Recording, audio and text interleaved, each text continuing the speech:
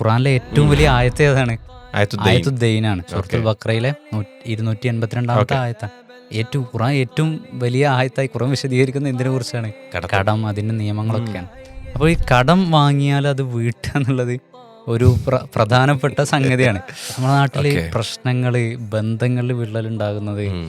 സുഹൃത്ത് ബന്ധങ്ങൾ തകരുന്നത് ഒക്കെ പലപ്പോഴും സാമ്പത്തിക ഇടപാട് നടത്തിയ പല ബന്ധങ്ങളും ഇല്ലാതാകാണ്. വളരെ ഗൗരവത്തിലാണ് ഇസ്ലാം കാണുന്നത്. ഇപ്പോൾ റസൂലുള്ളാഹി സ്വല്ലല്ലാഹി അലൈഹി വസല്ലം പിന്നെ പറയുന്നൊരു സംഗതി, ഒരു ഷഹീദിൻ്റെ പ്രതിഫലം വളരെ വലുതാണ്. പക്ഷേ ഒരാൾ വീണ്ടും വീണ്ടും ഷഹീദാനുള്ള അവസരം കിട്ടി. റസൂലുള്ളാഹി സ്വല്ലല്ലാഹി അലൈഹി വസല്ലം പറയുന്നുണ്ട്, ഒരാൾ വീണ്ടും ഷഹീദാകുന്നു, വീണ്ടും അദ്ദേഹത്തിന് ജീവൻ കിട്ടുന്നു, വീണ്ടും ഷഹീദാകുന്നു.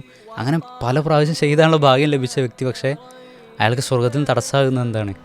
കടം, അലൈഹി ദൈനുൻ, അയാളുടെ മേൽ കടബാധ്യത ഉണ്ടെങ്കിൽ എന്നത് ഒരു തടസ്സമാണ്. അപ്പോൾ റസൂലുള്ളാഹി സ്വല്ലല്ലാഹി അലൈഹി വസല്ലം മയ്യിത്ത് നിസ്കാരത്തിന് മുമ്പ് ചോദിക്കും, ഈ മയ്യത്തിന് അപ്പോൾ ഇതിൻ്റെ കടബാധ്യത ആരെങ്കിലും ഏറ്റെടുക്കുമോ എന്ന് ചോദിക്കും.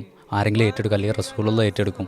എന്നിട്ട് നിസ്കരിക്കും. അതെ, അല്ലെങ്കിൽ റസൂൽ നിസ്കരിക്കൂല. അപ്പോൾ അത്രയും എന്താണ് പറയുക, ഗൗരവേറിയൊരു വിഷയമാണ്. ഒരാളുടെ നമ്മുടെ സ്വർഗത്തിന് തടസ്സമായി നിൽക്കാൻ പലപ്പോഴും കടബാധ്യത കാരണമാകുന്നു. അപ്പോൾ ഗൗരവത്തിൽ നമ്മൾ മനസ്സിലാക്കണം. അപ്പോൾ പണം ഉണ്ടെങ്കിൽ നമ്മൾ നീട്ടിക്കൊണ്ടുപോകുന്നത് തെറ്റാണ്, കടം വീട്ടാതിരിക്കുന്നത്. അപ്പോൾ കടം നമ്മളെ സംബന്ധിച്ചിടത്തോളം അത് ഗൗരവത്തിൽ തന്നെ എടുക്കും. ഇപ്പോൾ റസൂല് ഒരിക്കലും ഇങ്ങനെ പ്രാർത്ഥിക്കുകയാണ് നിസ്കാരത്തിന് ശേഷം, എന്താണ് കടത്തിൽ നിന്ന് രക്ഷപ്പെടുത്താൻ, കടത്തിൽ നിന്നും പാപത്തിൽ നിന്നും അള്ളാഹുവിനെ രക്ഷപ്പെടുത്തണം.